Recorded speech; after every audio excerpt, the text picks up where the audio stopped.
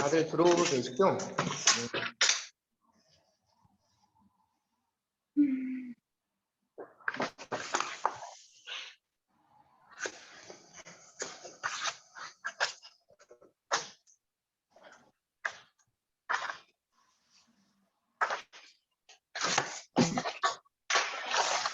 네, 지금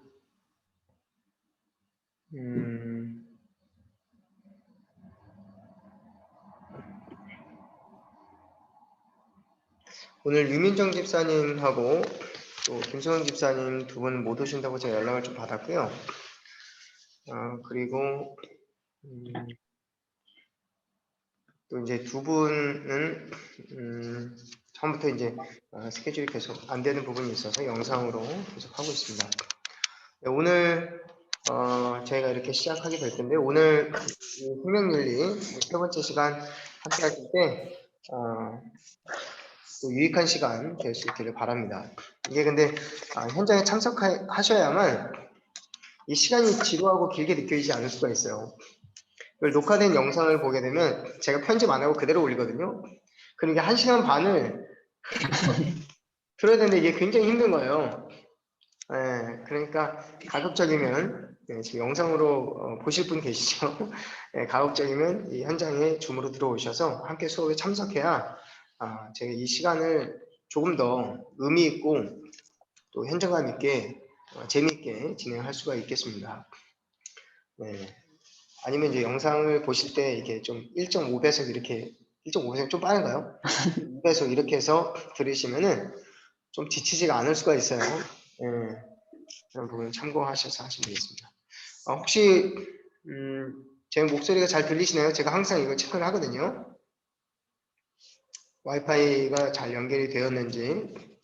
네, 잘 들리시면 이렇게 동그란 표시를 해주시면 좋겠습니다. 제 목소리가 음성이 잘 들리나요? 네, 감사합니다. 네, 제가 잠깐 기도하고 바로 시작하도록 하겠습니다.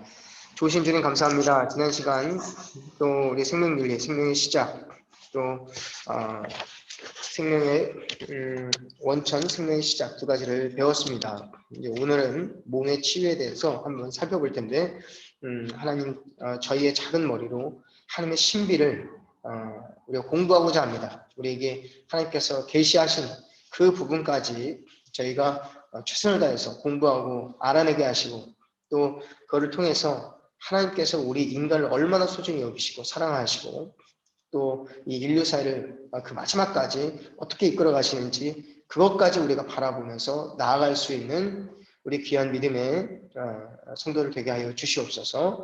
오늘 이 복된 시간 함께하지 못한 성도님들 계십니다. 있는 모든 자리에서 주님 함께하여 주시고 영상으로 이 강의를 시청할 때 정말 한 마음과 한 뜻으로 잘 배워나갈 수 있는 귀한 시간 되게 하여 주시옵소서.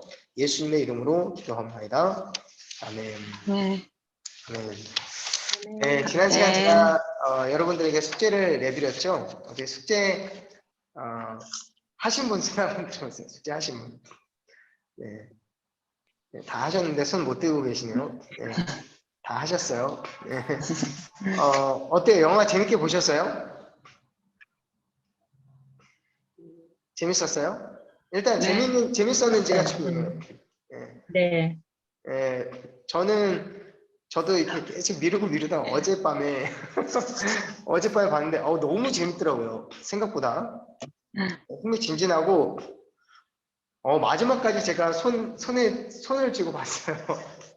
네, 그 군더더기 없이 영화가 이렇게 흘러가는 것들이 참 스토리 라인도 딱 있고 물론 이제 뭐 어느 정도 이게 배아 복제, 인간 복제에 대한 이건 배아 복제에 관한 것보다는 뭐 인간 복제라고 봐야 되겠죠. 인간 복제에 대한 그런 뭐 기초 상식이나 정보가 없이도 어쨌든 이 내용을 통해서 우리가 흐름을 좀 알 수가 있었는데요. 한 두 번, 세 번 더 보게 되면은 조금 그 내용들이 서로 대화나 이런 과학적인 어떤 이런 연결 단계들이 이렇게 진행되는구나 정도를 저희가 좀 알 수 있을 것 같습니다. 네. 이 배아 복제 관련해서는 우리 지난주에 우리 최선현 집사님께서 물어봐 주셔서 그 부분을 제가 공부를 좀 했어요. 공부를 해도 사실 이 부분은 조금 어려운 부분이긴 한데 제가 그래서 자문위원으로 우리 생명공학의 대가라고 할 수 있는 우리 지금 구교부의 이동욱 장로님의 좀 조언을 들었습니다. 제가 이제 좀 조언을 여쭙고 이 대학국제에 대해서 제가 그래서 이렇게 되는구나를 좀 많이 배웠습니다. 지난주에 일단 이 부분에 대해서 제가 좀 나누기 전에 좀 느낀 점들을 좀 우리 영화를 보면서 느낀 점들을 이제 나누고 싶은 분이 있으면 좀 나눠주시면 좋겠는데요. 네, 이건 자유롭게 나누고 싶은 분만 좀 나누시면 좋겠습니다. 혹시 좀 느낀 점 간단하게만 저는 이런 부분 느꼈습니다. 나누실 분 있으세요?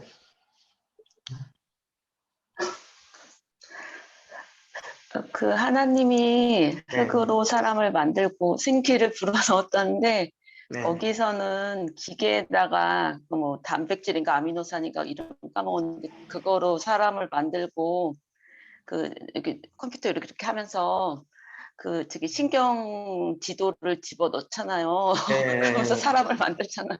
자세히 그래서 보셔도. 네. 저는 그게 병행돼서 생각이 났고 영화는 해피엔딩인데 사실 해피엔딩이 아닌 것 같은 생각이 들었습니다.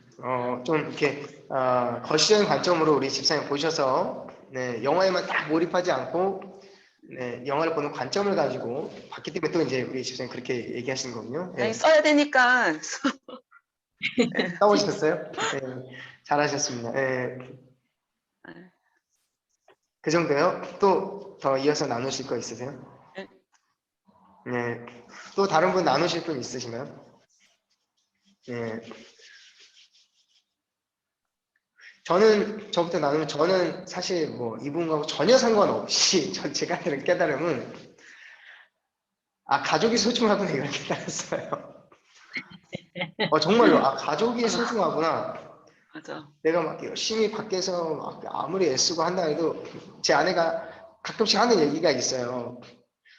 가족 좀 신경 좀 쓰고 그런 얘기를 요즘 들어 더 하는데 제가 이제 사역이나 이제 이런 거에 바쁘다 보니까 그런데 이제 그 영화를 보는데 정말 이 바깥일에만 매진하고 있는 이 남편이 아빠가 하루 아침에 그 아내하고 자녀들 딱 이룬 순간 모든 것을 접고 이제 그 가족을 어떻게든 살리려고 막 애쓰는 모습을 보면서 이 가족을 잃는다 그러면 내 인생 뭐가 의미가 있는가 막 그런 생각이 막 밀려오는 거예요 저한테.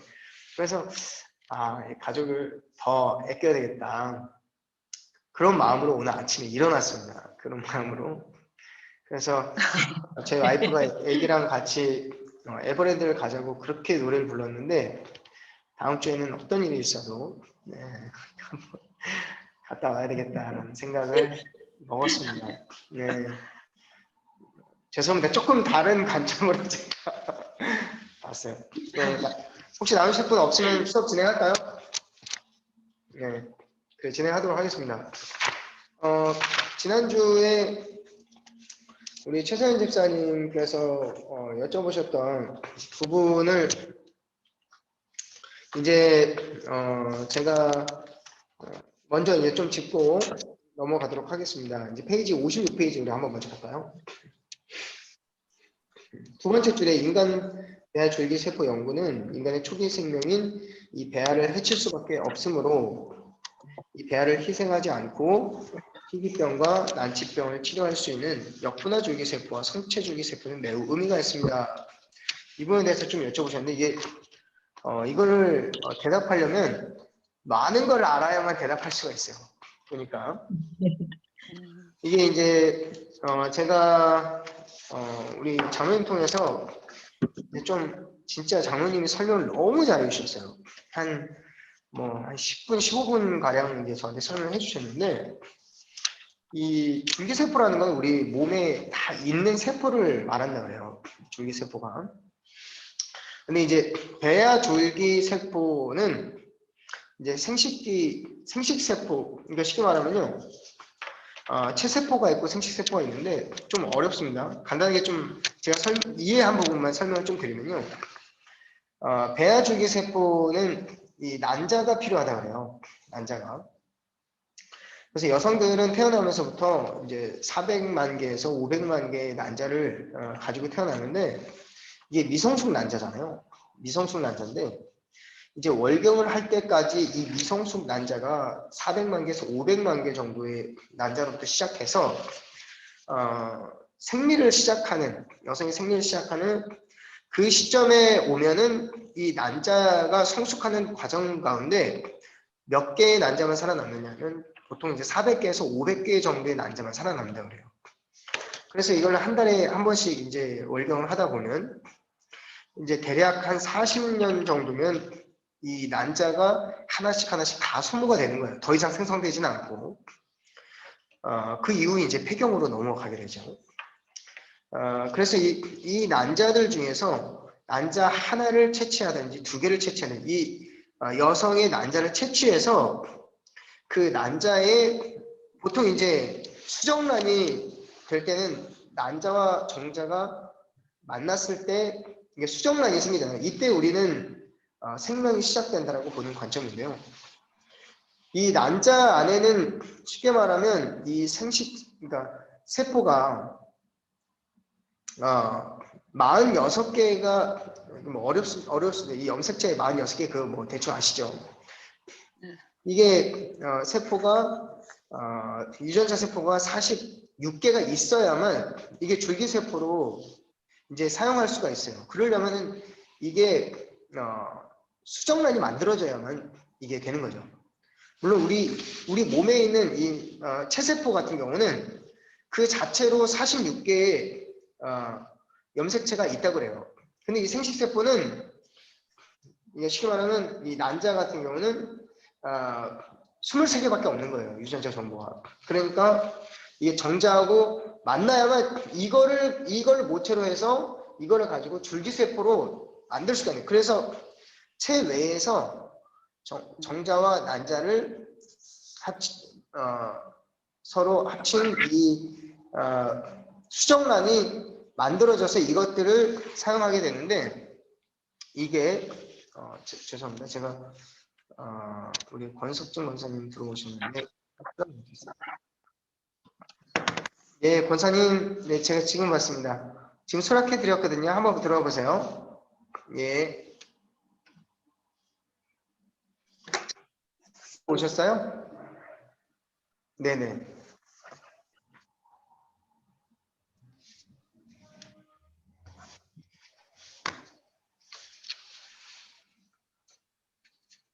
네, 권석준 권사님 들어오셔서 중간에 좀 흐름이 끊겼는데요. 원래 이제 정자와 난자가 체내에서 이렇게 수정이 될 때도 이 정자는 그 물질들이 다 들어가는 것이 아니라 유전자 정보만 들어간다 그래요. 저도 이건 몰랐어요. 네, 권사님 안녕하세요. 네, 반갑습니다. 안녕하세요. 네, 네, 내용을 어쨌든 계속 좀 진행하겠습니다. 그래서 이 정자의 유전자 정보는 이렇게 난자로 들어가서 이게 수정란이 된다는 거예요.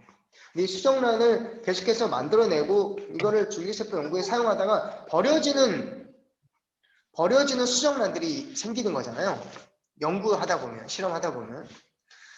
그러다 보면 이게 초기 생명인 이 배아를 해칠 수밖에 없다는 얘기인 거예요. 무슨 뜻이 이해되셨죠? 네.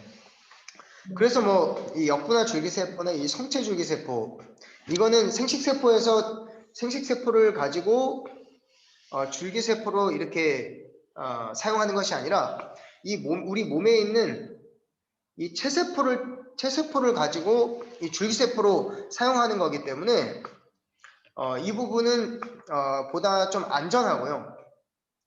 이거를 줄기세포를 받아서 이렇게 치료를 받는 사람들이 좀 더 안전하기도 하고 그리고 이 배아를 해칠 우려가 없기 때문에 이 부분이 생명윤리에서 의미가 있다라는 부분입니다.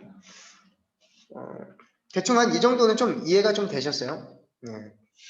어려운 부분인데 저만 어려울 수 있을 것 같아서 제가 어렵게 설명을 좀 드렸습니다. 네, 여러분 똑똑하시기 때문에 네, 저는 어렵게 이해했지만 여러분은 쉽게 이해할 수 있을 것 같아서 좀 어렵게 설명을 좀 드렸습니다. 네. 그래서 이 부분을 이 배아줄기세포라는 부분이 쉽게 말하면 이게 원시세포 또 만능세포라 그래요. 왜 만능세포냐면 이 수정란에서부터 우리 아기가 엄마 뱃속에서 자라나는 과정이 이 수정란이 사실은 아직 장기가 아무것도 형성되지 않은 배아잖아요. 그리고 이 수정란에서부터 이것이 점점 엄마 뱃속에서 자라나면서 손톱 발톱이 생기고 뭐 십이지장, 내장, 신장, 심장, 뭐 눈, 각막 이런 게 전부 다 이 수정란에서 자라나면서 생겨나기 때문에 이거를 줄기세포로 배아 줄기세포로 사용하는 거예요. 그래서 이거를 가리켜서 분화라고 하죠. 분화. 이 수정란의 이 세포 분열을 통해서 장기들이 만들어지는 거예요. 우리 몸의 일부들, 몸통이 생기고 뭐 피부, 살갗도 생기고 각질도 생기고 뭐 이제 그렇게 되는 거고. 그래서 이게 60조의 세포가 된다 그래요. 그래서 기능은 다르지만 이 배아 줄기 세포를 통해서 우리 각자 우리 몸의 체세포들이 쉽게 말하면 온몸에 이 46개의 유전자 정보를 갖고 있는 그런 몸의 장기들이 생겨나기 때문에 이 배아가 만능세포로 불려지는 거예요. 그렇지만 이 배아줄기세포를 통해서 정말 난치병이나 희귀병을 치료받기 위해서 그러니까 이거를 가지고 뭐 돼지나 어떤 다른 가축에 이렇게 뭐 삽입을 해서 거기서 이제 장기를 만들어서 이식을 하는 뭐 처음에는 이제 그런 연구로 시도됐지만 지금은 이제 뭐 이제 체세포, 성체세포 이런 걸 성체 줄기세포를 통해서 우리의 몸에서 피부에서 또는 이제 우리 몸에 46개의 유전 정보를 갖고 있는 체세포를 통해서 줄기세포를 만들어내는 그런 연구들이 요즘은 좀 안전하다라고 여기서 조금 진행되고 있는 과정인가 봅니다. 이런 부분에서 좀 이 정도까지만 이해를 하시고요. 왜냐하면 이제 저도 이 정도까지만 이해를 했기 때문에 여러분들이 이 정도까지만 이해를 하시고 좀 이렇게 책을 좀 깊이 읽어보시면서 이 줄기세포에 대해서 우리가 어떻게 이해할 것인가, 또 생명윤리에 대해서 어디까지 우리가 허용할 수 있는 단계가 과정으로 봐야 될 것인가, 우리 그리스도인의 관점에서는 또 세상적인 관점하고 좀 다를 수가 있겠죠. 네. 모든 걸 좋다고 해서 다 좋은 건 아니니까 옳은 것과 그런 것이 있기 때문에 그런 관점에서 여러분들과 함께 살펴보면서 저와 함께 좀 더 의논했으면 좋겠고요. 제가 우리 이동욱 장로님을 한번 우리 강의로 초청하고 싶은 생각이 좀 있어요. 네, 우리 이 강의가 아직 남긴 했는데 저도 좀 너무 배우고 싶은 부분이 있고 이런 부분이 저 혼자 배우기 너무 아깝고 그래서 우리 장로님께서는 거기까지도 얘기해 주시고 제가 녹화를 해서라도 열정이 대단하세요. 녹화를 해서라도 시간이 안 맞으면 좀 전달해서 그렇게 좀 도움을 드릴 수 있으면 도움을 제공하고 싶습니다. 이제 그렇게까지 얘기를 했거든요. 그러니까 이 부분을 좀 참고하셔서 같이 연구에 나가시면 좋겠습니다. 네, 좀 제가 설명한 부분이 좀 어려울 수 있어요. 왜냐면 저도 어려웠기 때문에. 네, 또 제가 뭐 영상 링크를 또 우리 권수익 조금 이 얘기를 못 들으셨기 때문에 제가 또 같이 전달해 드리도록 하겠습니다. 전달해 드리고 또 다시 돌려보시면서 이해하시면 되겠습니다. 제가 조금 이 부분에 대해서는 정확하지 않은 내용도 있을 수 있어요. 그건 감안하시고 들으시면 되겠습니다. 우리 오늘 수업 내용을 이제 또 봐야 되겠죠. 이제 몸의 치유입니다. 몸의 치유. 57페이지 우리 함께 보도록 하겠습니다. 네, 이제 3관, 벌써 3관에 들어가게 되는데요. 우리 몸이라고 하는 것은 우리 영혼이 신비로운 것처럼 몸도 굉장히 신비로운 존재죠. 네, 하나님께서 신비롭게 만드신 부분인데요. 이 몸이 이제 질병이라고 하는 부분 때문에 우리가 현실적으로 피해갈 수 없는 그런 주제예요. 피해갈 수 없는 주제라는 거. 그럼 질병이 치유될 수 있다라는 부분도 굉장히 신비롭긴 한데 그 부분이 현대 의학을 통해서 치유되기도 하고 또 영적인 신비로운 하나님의 특별한 섭리에 대해서 치유되기도 하고요. 이제 그런 부분들도 우리가 함께 살펴보는 시간이 되겠습니다. 여러분들 다들 예습해 오셨을 거라고 생각하고요. 오늘 수업을 진행하도록 하겠습니다. 57페이지 몸의 치유 이제 목적을 한번 보겠습니다. 첫 번째, 질병의 원인과 치유에 대한 성경적 관점에 대해 안다. 두 번째, 예수님이 행하신 치유 사역의 의미를 이해하고 예수님의 치유 사역을 본받는다. 네, 이 두 가지 목적을 가지고 오늘 과를 살펴보도록 하겠습니다. 우리 권승익 권사님 많이 기다리셨죠, 아까? 예. 예, 바로 좀 연락을 주시죠. 제가 들어온 걸 좀 못 봤어요. 네, 아무튼 늦게 들어오게 해서 죄송하고요. 네, 그래도 아직 본격적인 아니요, 수업, 제가 잘못한 거죠. 네, 본격적인 수업은 이제 시작하는 거니까 잘 따라오시면 되겠습니다. 제가 아무도 뭐 시작 안 했어요. 지난주에 우리 최선 집사님께서 질문하셨던 그 부분을 저희가 함께 간단하게만 좀 살펴봤고요. 네, 그 부분의 좀 연장선에서 이제 또 우리 자문위원으로 우리 이동욱 장로님 이야기를 좀 앞으로 좋은 기회가 되면 제가 좀 듣도록 하겠습니다. 성경 본문 연구 우리 58페이지 보도록 하겠습니다. 이 부분은 제가 읽어보도록 하겠습니다. 어느 누구도 태어나서 죽을 때까지 질병과 그로 인한 고통으로부터 자유로운 사람은 없습니다. 하나님의 치유는 질병으로 인한 고통에 대해 하나님이 외면하지 않으시며 인간을 사랑하고 계심을 보여줍니다. 건강한 몸에 건강한 정신이 깃든다는 말이 있듯이 몸과 마음과 영혼은 서로 긴밀하게 영향을 미칩니다. 따라서 그리스도인은 영적, 육체적, 정신적, 사회적 영역 등의 삶의 모든 영역에서 전인 건강을 추구해야 합니다. 예수님은 천국 복음을 전파하시며 모든 병과 모든 약한 것을 고치셨습니다. 예수님의 치유 사역은 육체적 질병의 치유뿐만 아니라 상처받은 마음과 감정의 치유, 그리고 영적 구원이 포함된 전인적 치유였습니다. 이를 통해 예수님은 전인적 구원자로서 몸의 질병과 고통뿐 아니라 영적, 심리적, 사회적, 문화적 고통과 구원의 문제까지도 관심을 기울이며 총체적으로 해결해 주시는 분이심을 보여주셨습니다. 네, 여기까지 봤습니다. 네. 오늘 이 성경 본문 연구의 이 서론에 해당되는 이 내용을 보시면서 예수님의 치유 사역은 우리 인간의 영혼뿐만 아니라 육체의 질병을 치료하는 그런 부분에 관심이 많으셨다라는 부분이고, 예수님께 우리의 영혼을 구원하는 것뿐만 아니라 우리의 전인적인 치유와 구원의 그 총체적인 구원에 관심을 가지셨다. 이 말을 여러분 깊이 생각해 보시기 바랍니다. 이 부분을 깊이 생각해 보아야만 오늘 본문과 또 오늘 과제들의 내용들을 여러분들이 잘 이해하실 수가 있습니다. 네. 예수님께서 왜 그렇게 하셨는지 먼저 제가 간단하게 좀 설명드리면 하나님 나라의 하나님 나라가 확장되어 간다라고 그러죠. 확장되어 간다. 하나님 나라가 확장되어 간다라는 것을 신약 성경에서 사복음서에서 그 개념을 따왔어요.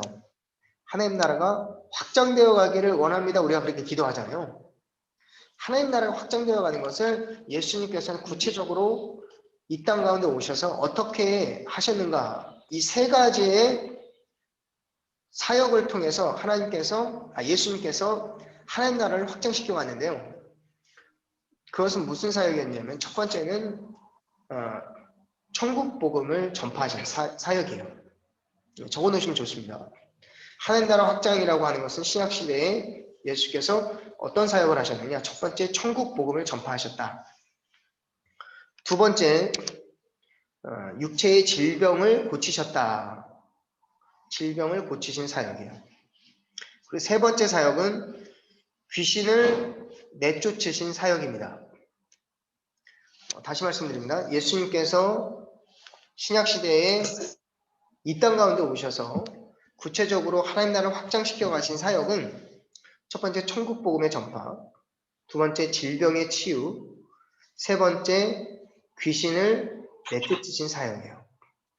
이 세 가지 사역을 통해서 예수께서 이 땅 가운데 오셔서 어둠이 물러가고 빛이 임하게 되는 그런 축복의 역사, 구약에 약속된 것들이 성취되는 역사가 이루어진 거죠. 그래서 예수님께서 그 세례 요한의 제자들이 와서 물어보잖아요. 당신이 정말 메시아입니까? 그랬더니 예수님께서 뭐라고 하죠? 내가 메시아다 이렇게 말씀하지 않았잖아요. 뭐라고 하시죠? 이사야의 예언을 통해서 말씀드려요. 눈먼 자가 눈을 뜨고 또 앉은뱅이가 일어서고 귀머거리가 귀를 들리고 그리고 죽은 자가 살아나고 천국 복음이 전파된다 하라. 가난한 자에게 복음이 전파된다. 그 구약의 예언의 말씀을 그대로 인용하셔서 이것을 너희가 보고 깨달으라 이렇게 말씀하셨죠. 그 예수께서 하신 전인 구원의 사역, 전인 치유의 사역이 바로 하나님 나라가 확장되는 사역이었고 그 땅 가운데 절망이 떠나가고 희망이 생겨나는 사역, 천국 복음 전파, 질병의 치유, 그리고 귀신의 떠나가는 역사, 이 세 가지 사역을 예수께서 친히 몸소 팔레스타인 땅에서 시작하셨다. 그리고 언제까지? 지금까지도 그 사역이 진행되고 있습니다. 그 중에서 이제 우리 다음 시간에는 마음의 치유, 그 다음에는 귀신 들림까지 우리가 보게 될 텐데요. 오늘 이 생명윤리를 보면서 하나님 나라가 확장되어 가는 그 개념으로 여러분이 동일시하면서 이 생명윤리를 바라보시면 큰 오해가 없겠습니다. 유익이 될 거라고 생각합니다. 그런 부분에서 예수님께서는 총체적으로 이 전인 구원의 전인 치유의 사역을 하셨다라는 부분을 잘 이해하시면 되겠습니다. 이해가 좀 되시겠죠? 네. 여기까지 좀 이해가 되셨죠? 네. 자, 이제 우리 1번. 이거는 뭐 여러분 단순하게 대답을 해보세요. 뭐 영적으로 막 대답하려고 하지 마시고 단순하게 처음에 이제 도입 부분이니까 당신 질병의 원인이 무엇이라고 생각합니까? 먼저 떠오르는 세 가지만 이야기해 봅시다. 거기 한번 여러분 적어보세요. 질병의 원인이 무엇이라고 생각합니까? 그냥 딱 떠오르는 거. 네. 한번 말해 보시겠어요? 질병의 원인.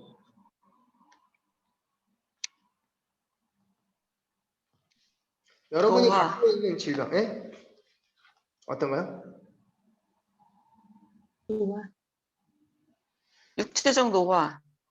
노화. 그렇죠. 노화. 노화로 인해서 우리 몸에 정신적 스트레스.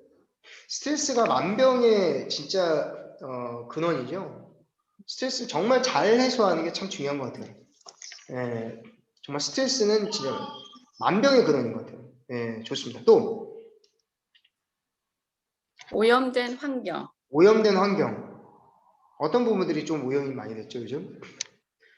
개발을 많이 하다 보니까 좀 그런 것 같아요, 그죠? 녹지가 없어지고 또 비만, 유전적 비만, 유전. 유전. 네, 유전은 생각보다 굉장히 큰 것 같아요. 그 가족력 같은 게 좀 있잖아요. 그런 뭐 암이라든지 맞아. 뭐 당뇨라든지 그게 다 가족력이 좀 있더라고요. 네, 또 뭐가 있을까요?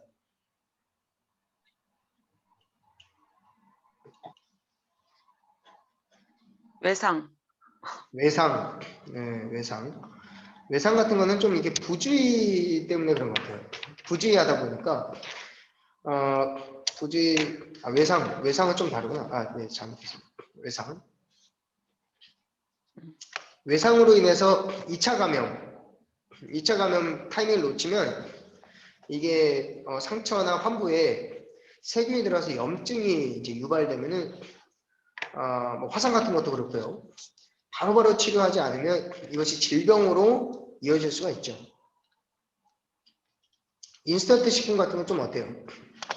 네, 아직 뭐 구체적으로 이게 뭐 원인이나 이런 게 밝혀진 거는 모르겠지만 저는 뭐 콜라라든지 저희 가족이 또 콜라를 다 좋아해요. 그래서 뭐 저희 아내하고 딸은 안 먹는데 저희 부모님 그리고 형제들이 콜라를 너무 좋아해서 그쪽 가족 모임만 가면 항상 콜라를 마셔요. 그런 거 좀 안 좋은 것 같아요. 네. 인스턴트 라면 뭐 이런 거. 저 같은 경우는 호흡기 질환이 좀 있어서 먼지에 좀 예민해요. 미세먼지 같은 거. 그래서 저도 이제 아침에 종종 이제 오늘 미세먼지는 좀 어떤가. 요즘 뭐 미세먼지, 그래서 미세먼지 있는 날은 제가 KF94를 쓰고 미세먼지가 조금 괜찮은 날은 그냥 이렇게 덴탈 마스크를 써요. 덴탈 마스크가 훨씬 편하거든요, 이렇게. 물론 이제 코로나 때문에도 그렇지만. 그래서 환경 때문에 좀 저는 이제 질병 이런 게 좀 염려가 되고, 인스턴트 식품이나 이런 것들 때문에 이제 성인병 같은 것도 좀 생긴다고 그러죠. 네. 그리고 이제 죄로 인한 질병도 있는 것 같아요. 뭐 에이즈 같은 거 있죠. 자가 면역 질환. 그런 것은 정말 동성애를 통해서만 또 부적절한 성관계를 통해서만 이 에이즈라고 하는 질병이 생겨날 수 있잖아요. 물론 뭐 의료적인 어떤 실수로 이 에이즈가 이렇게 전염되기도 하지만은 일단 에이즈의 발병 원인은 이 죄로 인한 질병으로 볼 수 있겠습니다.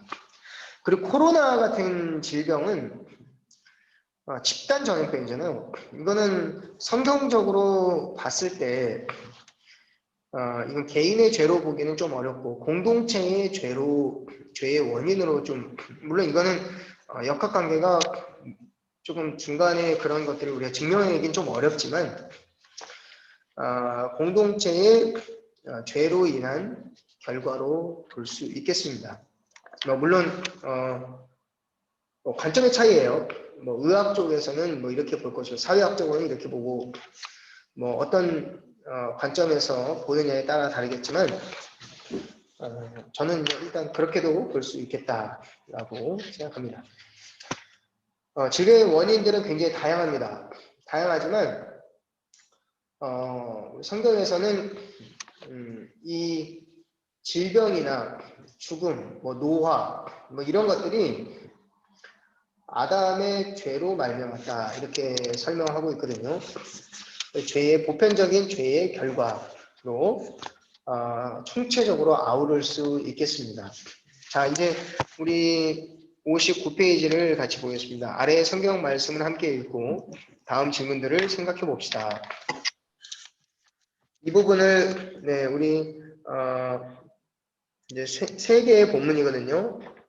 그리고 우리 하진순 전도사님, 홍지연 집사님, 그리고 우리 최선현 집사님 이렇게 세 분이 한 구절씩 본문씩 읽어주시면 되겠습니다. 감사하겠습니다.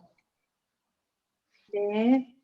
예수께서 길을 가실 때 날때부터 맹인된 사람을 보신지라 제자들이 물어 이르되 라삐여 이 사람이 맹인으로 난 것이 누구의 죄로 인함이니까 자기니까 그의 부모이니까 예수께서 대답하시되 이 사람이나 그 부모의 죄로 인한 것이 아니라 그에게서 하나님이 하시는 일을 나타내고자 하심이라. 예루살렘에 있는 양문 곁에 히브리 말로 베데스다라 하는 못이 있는데 거기 행각 5이 있고 거기 38해 된 병자가 있더라. 예수께서 이르시되 일어나 내 자리를 들고 걸어가라 하시니 그 사람이 곧 나아가서 자리를 들고 걸어가니라. 이 날은 안식일이니 그 후에 예수께서 성전에서 그 사람을 만나 이르시되 보라 내가 나았으니 더 심한 것이 생기지 않게 다시는 죄를 범하지 말라 하시니 믿음의 기도는 병든 자를 구원하리니 주께서 그를 일으키시리라. 혹시 죄를 범하였을지라도 사하심을 받으리라. 그러므로 너희 죄를 서로 고백하며 병이 낫기를 위하여 서로 기도하라. 의인의 간구는 역사하는 힘이 큼이니라. 아멘. 아멘. 네, 오늘 이 세 가지 본문들을 이제 우리 한번 또 살펴볼 텐데요. 네, 우리 질문들을 보면서 이 본문을 좀 깊이 살펴보도록 하겠습니다. 2번입니다. 이 사람이 맹인으로 난 것이 누구의 죄로 인함이니까? 라고 예수님께 질문하는 제자들의 모습을 통해 당시 유대인들은 질병에 대해서 어떻게 인식하고 있음을 알 수 있습니까? 당시 유대인들의 질병에 대한 이해, 질병의 원인에 대한 이해를 여기서 우리는 좀 볼 수 있겠는데요. 뭘로 볼 수 있겠죠? 죄, 죄의 형벌로. 죄, 그렇죠. 죄의 형벌인데 거기에 뭐라고 쓰시냐면은 개인적인 죄의 형벌로 적어주세요. 개인적인 죄의 형벌. 그냥 죄의 결과가 아니라 개인적으로 지은 직접적인 죄의 결과. 이것은 어떤 부분에 기인하면요. 신명기서를 출애굽기를 보면요. 어떤 부분이 있냐면 출애굽기 한번 우리 살펴볼까요? 성경책 가지고 계시죠?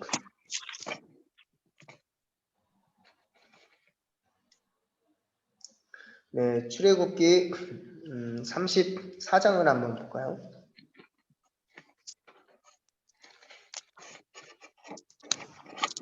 출애굽기 34장 6절에서 7절 말씀인데요. 제가 한번 읽어볼게요. 여호와께서 그의 앞으로 지나시며 선포하시되 여호와라 여호와라 자비롭고 은혜롭고 노하기를 더디하고 인자와 진실이 많은 하나님이라. 인자를 천대까지 베풀며 악과 과실과 죄를 용서하리라. 그러나 벌을 면제하지는 아니하고 아버지의 악행을 자손 3, 4대까지 보응하리라.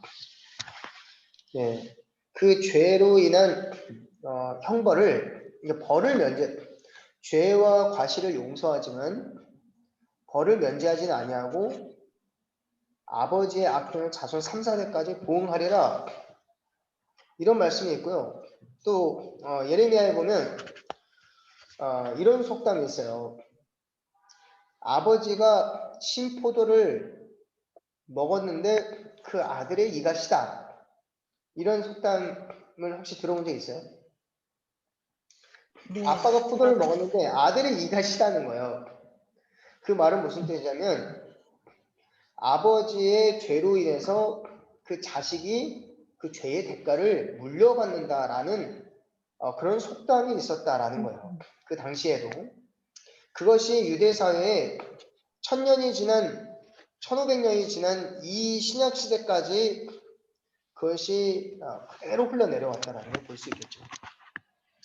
그래서 그 본인의 죄나 또는 그 부모의 죄로 말미암는다라고 생각을 했던 거예요. 그 죄의 형벌이 질병으로 나타난다.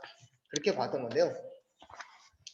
근데 하나님께서 예레미야 선지자를 통해서 뭐라고 말씀하시죠? 그 속담을 이제 다시는 너희 입에서 들리지 않게 하리라. 그 아버지의 죄는 아버지에게, 그리고 그 자식의 죄는 그 자식에게 물을 것이다. 이렇게 말씀하셨죠. 그렇지만 오늘 이 맹인을 보면서 제자들이 너무나도 당연하게, 그들의 상식이에요. 이게 상식. 너무나도 당연하게 저 맹인이 자기 죄 때문이니까 부모의 죄 때문이니까 아무런 감정 없어요. 이 시각 장애인에 대한 어떤 긍휼함이나 불쌍히 여기는 마음으로 그렇게 물어본 것이 아니라 단지 그들의 혼신이나 또 예수 그리스도의 생각을 듣고 싶었을 뿐인 거예요. 그랬더니 예수님께서 뭐라고 말씀하시죠? 이 사람이나 그 부모의 죄로 인한 것이 아니라 그에게서 하나님이 하시는 일을 나타내고자 하십니다. 네, 그 다음 페이지에 한번 보겠습니다. 요한복음 9장 3절에 예수님께서 제자들에게 대답하신 말씀 무엇입니까? 하나님께서 하실 일을 나타내시기 위함이라 이렇게 말씀하십니다. 그의 죄 때문도 아니고 그의 부모의 죄 때문도 아니라고 말씀하신 거예요. 결론적으로는.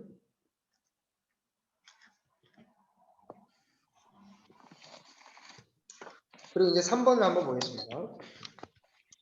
베데스다 연못에서 38년 된 이 병자를 고친 예수님께서 성전에서 그 사람을 만나서 무엇이라고 말씀하셨습니까? 거기 한번 적어보세요. 뭐라고 말씀하셨죠?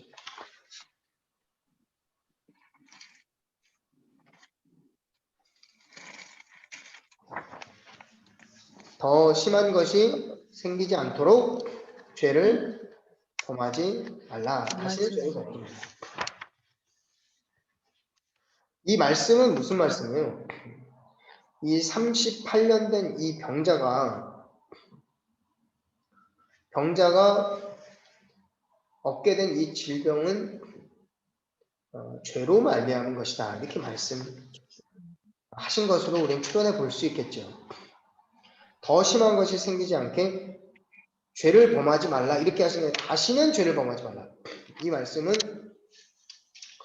죄로 인한 직접적인 죄로 인한 결과로 말씀하신 것입니다.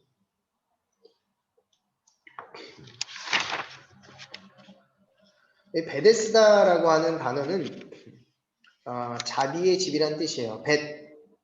집이란 뜻이고 헤스다 자비의 집이란 뜻입니다. 자비의 집, 요즘 호스피스 병원에 가면은 뭐 이름들이 다양하죠. 그리고 뭐 자비의 집, 뭐 위로의 집, 뭐 영생의 집, 뭐 이런 이름도 있겠습니다만, 당시에 이 베데스다 연못은 이 자비의 집, 호스피스 병동 근처에 있는 호수로 볼 수 있겠습니다. 그런 사람들이 모여 있는 요양병원으로 볼 수 있겠죠. 그때 이 예수님께서 이 38년 된 병자, 굉장히 오래된 병자죠. 그 병자의 죄를 깨닫게 하시면서 질병을 고친 이후에 죄를 회개하고 다시는 그 죄를 범치 말라 이렇게 깨닫게 하신 그 말씀이었습니다. 그 밑에 한번 보겠습니다. 요한복음 5장과 9장 말씀을 통해서 죄와 질병의 관계에 대해서 어떻게 설명할 수 있습니까? 이건 여러분이 한번 적어보세요. 그럼 어떻게 설명할 수 있겠습니까? 뭐 이 부분에서는 이렇게 말씀하신 것 같고 또 9장에서는 이렇게 말씀하신 것 같은데요. 종합적인 결론을 여러분이 한번 내보라는 거예요.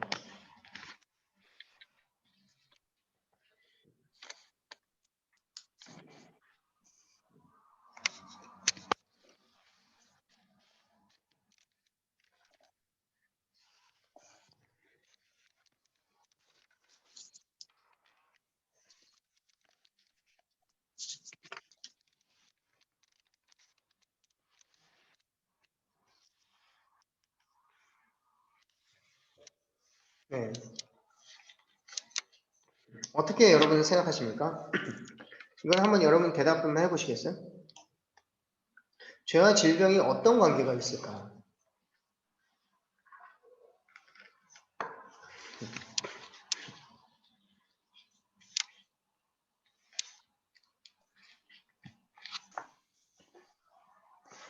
죄로 말미암아 질병이 생겼다.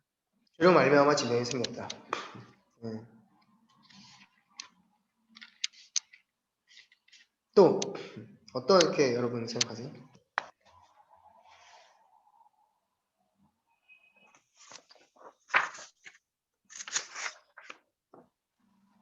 저는 모든 질병의 원인은 죄가 아니다. 아닐 수 있다라고 모든 생각. 질병의 네 좋습니다. 모든 질병의 원인은 꼭 죄로 볼 수만은 없다. 네. 좋습니다. 네. 그리고요. 그러니까 케바케다 이런 뜻이죠. 케바케다. 케바케. 케바케 뭔지 아시죠? 네. 케밥이 아니라 케바케. 케이스 바이 케이스라는 뜻. 아, 케이스 바이 거예요. 케이스. 네. 다 아시는데 제가 설명 들어가서 죄송하고 또 어떤 여러분은 어떻게 이해하시겠어요? 예수님 이럴 때는 뭐 죄 때문이 아니라 이렇게 했고 이럴 때는 또 죄 때문이라고 얘기하신 것 같고 거기 여러분 이렇게 적으시면 되겠습니다. 모든 질병은 죄의 보편적인 결과이다. 네, 모든 질병은 죄의 보편적인 결과이다.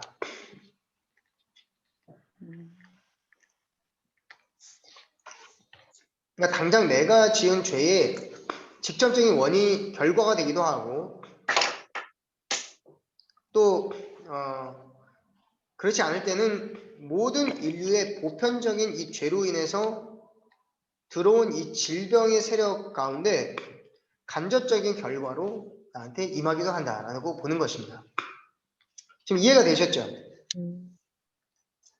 아담과 하와의 타락 이후로 이 지구상에 죄의 보편적인 결과로 죽음과 저주가 찾아왔어요. 근데 이 죽음과 저주를 유발시키는 여러 가지 원인 중에 하나가 이 질병이라는 거예요. 그 질병은 누구에게나 찾아올 수가 있어요, 이제는. 누구에게나 찾아올 수 있고 모든 사람은 죄인이기 때문에 누구에게나 찾아올 수 있다는 거예요. 이 땅이 저주를 받았기 때문에. 그것이 어떤 사람에게는 내가 지은 이 자범죄의 결과로서 즉각적으로 나타나기도 하고 이해되셨죠? 내가 지은 자범죄의 결과로 직접적으로 나타나기도 하고 어떤 사람은 그 자범죄의 직접적인 결과로 나타나지 않았고 원죄의 원죄의 간접적인 결과로 나타나기도 한다라고 보는 것입니다. 좀 이해가 좀 되셨죠? 네. 그래서 결론은 어떻게 나올 수 있냐면 질병에 걸린 사람을 우리가 함부로 판단하고 재단해서는 안 된다는 거예요. 그 사람에게 죄가 있어서 저렇게 됐구나. 저 사람이 질병에 걸렸는데 단순히 저 사람은 죄 때문에 질병에 걸린 것이 아니야라고 단정할 수도 없고 저 사람이 죄 때문에 이 질병이 생겼어라고 단정할 수도 없다는 거예요. 죄의 보편적인 결과로서 나타났다라고는 우리가 볼 수 있겠습니다. 잘 안 들리세요? 네, 잘 들리시면 이렇게 해주시고 잘 안 들리면 X로 잠깐. 끊기나요? 목사님, 네. 방금 말씀하신 거 다시 한 번만 말씀해 주세요. 안 들렸어요. 중요한 얘기 같은데. 네네. 이 죄의 보편적인 결과로 나타났다는 건 모든 사람에게 적용할 수가 있는데 그러니까 어떤 사람은 우리가 판단할 때 저 사람의 질병은 저 사람의 죄 때문이야 이렇게만 판단해서는 안 된다는 거예요. 직접적인 죄의 결과일 수도 있고 아닐 수도 있기 때문에. 그러나 중요한 것은 죄의 보편적인 인류 가운데 죄와 타락의 결과로서 우리 모두는 질병에 걸릴 수가 있어요. 그렇기 때문에 누구를 질병에 걸린 사람이나 장애를 겪고 있는 어떤 사람을 가리켜서 아무런 무자비하게 그 사람을 죄인으로 판단해서는 안 된다는 거죠. 물론 우리 모두는 죄인이에요. 하지만 그 죄의 직접적인 그 사람의 자범죄를 우리가 억측해서는 안 된다는 것입니다. 그래서 우리 주님께서 원하시는 태도가 아니라는 것이죠. 그래서 결론적으로 우리는 모든 죄의 결과로서 보편적인 죄의 결과로서 질병을 바라봐야 되지만 질병과 장애를 그렇지만 그 질병과 장애를 가진 사람을 우리는 긍휼히 여기는 마음을 예수님과 같이 긍휼히 여기는 마음을 가져야 한다. 이 38년 된 병자도 자기의 자범죄로 인한 죄의 결과로 볼 수 있겠지만 그럼에도 불구하고 예수님은 그를 정죄하거나 나무래거나 그 죄를 책망하지 않으시고 긍휼히 여기셨기 때문이죠. 네, 이해가 좀 되셨어요? 네. 네. 네, 이렇게 네. 보시고 4번 질문을 넘어가도록 하겠습니다. 질병 치유에 관하여 일부 그리스도인들이 취하는 양극단이 있습니다. 하나는 병원 진료를 거부한 채 오직 하나님이 병을 낫게 해주신다는 믿음으로 신유의 은사가 있는 사역자를 찾아 기도원을 전전하며 기도에 전념하는 것입니다. 다른 하나는 질병을 기도와 믿음으로 치유한다고 생각하는 것은 맹신이라고 여기고 그러한 신유의 역사는 초기 교회나 있었던 일이고 질병은 발전된 과학과 의학으로만 치료해야 한다고 생각하는 것입니다.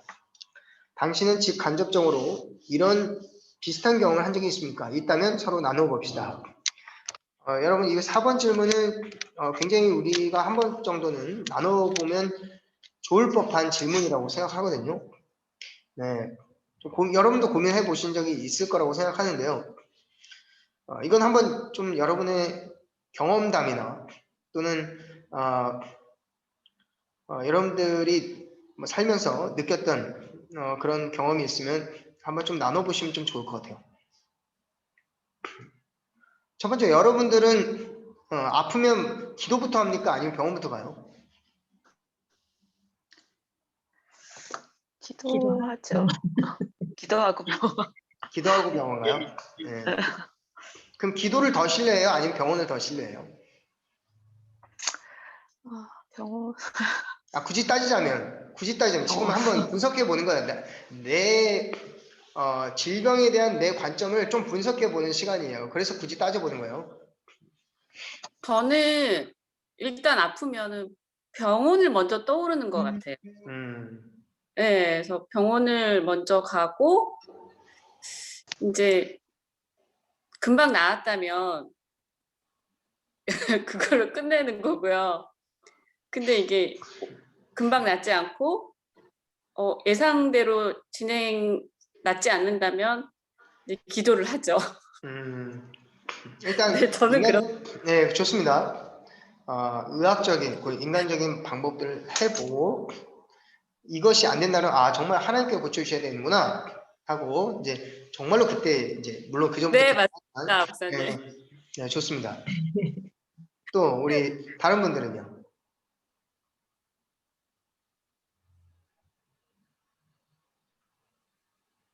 우리 권석진 권사님. 저요? 네, 아프실 때 어떻게 해요? 저는 기도를 조금 더 신뢰하는 편이에요? 아니면 좀 병원이나 의료를 좀 더 신뢰하는 편이에요? 저는 그냥 제가 병원에 가려고 하는데 하나님 이거 병원을 통해서 낫게 해주실 거라고 믿습니다. 이렇게 기도하면서 그냥 병원으로 가는 편이에요. 네, 그래요. 약간 이제 병원에서 치료하는 것도 하나님께서 치료해 주신다. 병원을 통해서 그렇게 네. 믿고 좋습니다. 네. 네, 그래요. 이제 뭐 좀 더 얘기 나눠보면 좋겠지만은 저희 어머니 같은 경우는 병원을 안 가세요. 제 병원에 가신 거를 제가 본 적이 없어요. 네. 정말로 저희 어머니가 아파서 병원 좀 가봐야 되겠다 그렇게 얘기하신 걸 본 적이 없어요. 한 번도. 들은 적이 없어요. 지금 연세가 75세이시거든요. 아직도 정정하세요. 뛰어다니시고. 물론 제가 집에 저희 부모님 찾아와서 저희 어머니 이렇게 마사지를 꼭 해드려요. 마사지를 해드리는데 온몸이 뭉쳐있고 제가 봤을 때 막 그렇게 건강해 보이시는 몸은 아니에요. 그렇지만 지금까지 한 번도 뭐 아프신 적이 없었다라는 건 그건 말이 안 돼요. 우리 어머니가 뭐 대상포진에 걸리신 적도 있었고 불과 한 뭐 1년 사이에 1년 전에 그리고 제가 예전에 한번 어떤 걸 드린 적이 있냐면 날씨가 너무 추워서 어머니가 매일 기도원을 다니시거든요. 하루도 빠짐없이 365일 동안 주일 빼고 기도원을 다니세요. 사명으로 가시는 거예요. 근데 너무 날씨가 추우니까 기도원을 가시는데 기도원에서 사람 있는 곳에서 기도 안 하시고 기도원에 가셔서 그 산에 올라가서 산에서 기도를 하세요. 산기도를. 그러니까 날씨가 추운 날은 제가 걱정이 돼서 핫팩을 한 10개 정도를 챙겨드렸어요. 근데 그 핫팩을 하시다가 얼마나 뜨거웠는지 화상을 입으신 거예요. 그런데도 이제 뭐 약은 처방을 하고 응급처치는 했지만 어머니 병원에 가보신 적이 거의 없으세요. 거의 없으시고 예전에는 병원에서 유방암 진단을 받으셨는데 그것도 뭐 검진을 뭐 하려고 한 게 아니라 검진도 별로 안 받으시는데 한번 유방암 진단을 받으시고 마음이 순간적으로는 이제 사람이니까 낙심이 되죠. 그리고 기도를 하시고 또 몇 개월 후에 다른 병원에 가서 유방암 진단을 다시 받았는데 뭐 검진을 받았는데 오진으로 나왔어요. 네, 저희 어머니 오진으로 나왔는데 그때는 처음에 유방암 진단을 받으셨을 때는 저희에게 말씀을 안 하시더라고요. 걱정하실까 봐 그랬는지. 그러고 나서 또 다른 병원에 가서 몇 개월에 오진이 나오고 한참 뒤에 저희에게 말씀을 해주셨어요. 근데 그거는 저희 어머니는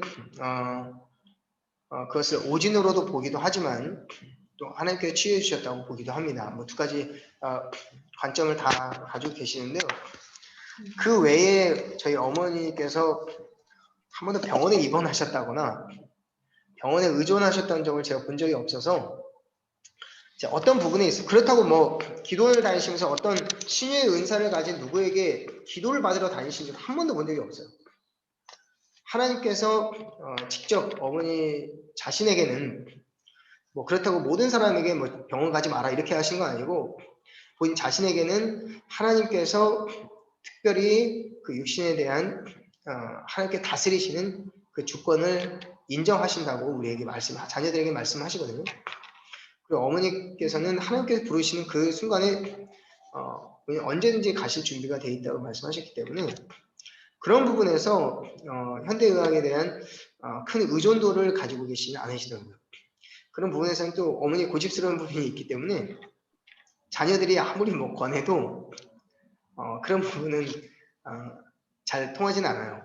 통하진 않는데 그렇다고 해서 저는 뭐 저희 어머니의 신앙이 잘못됐다라고 생각하지는 않습니다. 네, 잘못됐다고 생각하지는 않아요. 그리고 그것이 꼭 잘됐다라고 생각하지도 않아요. 본인들만의 어떤 신앙적인 그 관점을 가지고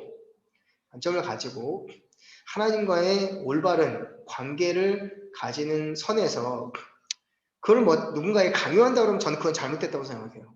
하지만 본인 자신에 있어서는 그런 관점을 가지고 그렇게 하시는 부분에 있어서 저는 어느 순간 인정하게 되더라고요. 어느 순간 인정하게 되더라고요. 그래서 저는 그런 부분들 제 주변에도 있는 거예요. 예, 극단적인 양극단 중에 하나의 이제 그리스도인의 모습으로서 저희 어머니는 이제 그렇게 하시더라고요. 제가 그리고 또 지난번 교구에서 한 성도님의 예를 이제 봤는데 그분 같은 경우는 이제 매일 병원 거의 뭐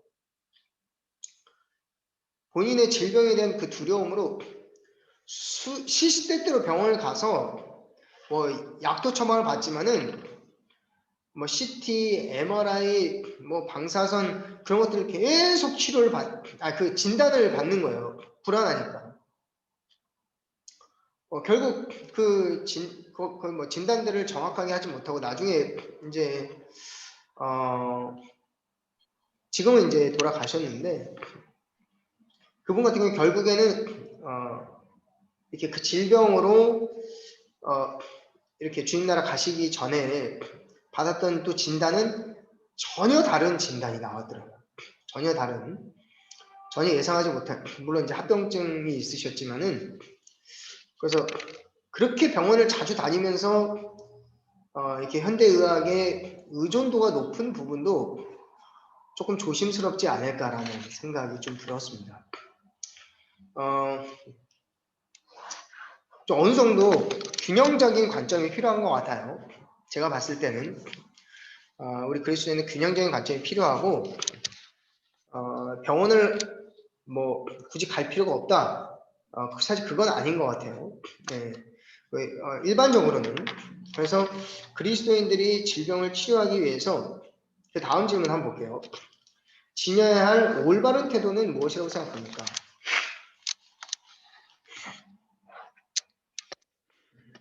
저는 그렇게 생각합니다. 시대가 바뀌면서 하나님의 성품이 바뀌지는 않았어요. 하나님의 능력이 변하지도 않았습니다. 그렇죠? 또 하나님께서 인류를 향한 그 마음도 변하지 않았어요. 하나님께서 질병을 치료하신 그 역사들은 제가 봤을 때는 변하지 않았지만 현대 의학은 계속해서 발전돼 가고 있잖아요. 그리고 그 생명이 계속 인간 생명 연장의 꿈이 사실 현실화되어 가고 있잖아요. 정말 현실화되어 가고 있고, 그럼 우리가 현대 의학에 대한 의존도가 점점 일반적으로는 높아질 수밖에 없는데 그것을 우리가 어떻게 바라봐야 하느냐. 의존도가 높아지는 거에 대해서 그걸 문제 의식을 가질 수도 있고 굳이 문제 의식을 안 가질 수도 있습니다. 그렇죠? 그래서 이거에 대해서 우리가 이해가 필요해요. 현대 의학이나 이 질병에 대한 의료 기술이 발전되는 것이 그것 자체를 우리 인간의 영적으로나 육적으로 어떤 유익을 가져다 줌에 있어서 우리 그리스도인들이 긍정적으로 볼 것이냐, 또는 중도적인 입장을 취할 것이냐, 부정적으로 볼 것이냐, 이 부분인데요. 저는 그 둘 다를 봐야 된다고 생각해요. 첫 번째는 하나님께서 우리에게 인류의 이 의료과학의 기술을 발달시킨 것은 일반 은총의 영역에 속합니다. 일반 은총. 이것은 선한 거예요. 정확하게 말씀드리면 이건 선한 것입니다. 그래서 우리가 그런 것들을 하나님께서 우리에게 허락하신 이 의료 또 과학이라든지 이 병원에 의존적으로 우리가 나아가는 것 자체가 저는 하나님의 선물을 우리가 받아 누린다라고 보는 것은 나쁘지 않다고 생각합니다. 그래서 저희가 보통 우리 성도들이 중보기도 올리면 왜 기도도 하지만 그분들은 병원에 가서 진료를 받고 그에 적당한 처방을 받아야 되는 것입니다. 그것은 하나님께서 우리에게 허락하신 선물이에요. 그렇다고 해서 그것을 절대적으로 의존해서는 안 되겠죠. 하지만 그것의 의존도가 우리의 기도와 우리의 믿음과 우리의 신앙을 저해하거나 그것을 회방한다면 그거에 대해서 스스로 고찰해야 하는 부분은 필요합니다. 왜냐하면 그것은 일반 은총에 대한 부분이지만 그 약이나 어떤 일반 의료 과학과 그 기술에 의존해서 우리가 하나님의 섭리하심과 하나님의 간섭하심과 그 질병이 치료되는 데 있어서 하나님의 능력이 개입된다라는 것에 대해서 우리가 망각하게 된다면 그건 큰 실수예요. 일반 은총을 통해서 우리가 치유함을 받더라도 반드시 그 고치시는 분은 약이나 의사들이 아니라 의료과학이 아니라 그 질병을 고치시는 분은 하나님이시라는 것을 우리는 절대적으로 믿어야만 되는 거예요. 그런 믿음으로 우리는 병원에 찾아가야 돼요. 우리 권성희 권사님 아까 얘기하신 부분이 굉장히 정확한 부분이에요. 내가 병원에 가서 진료를 받고 진단을 받고 치료를 받는 그 모든 것을 하나님께서 허락하시고 그 과정 가운데 하나님께서 고치심을 믿습니다. 그렇게 우리는 믿고 나아가는 거예요. 그래서 우리가 병원에도 가지만 중보기도를 올리는 거예요. 그리고 내가 기도하는 겁니다. 어떻게 기도해요? 믿음으로. 중요한 건 믿음으로 기도한다는 거예요.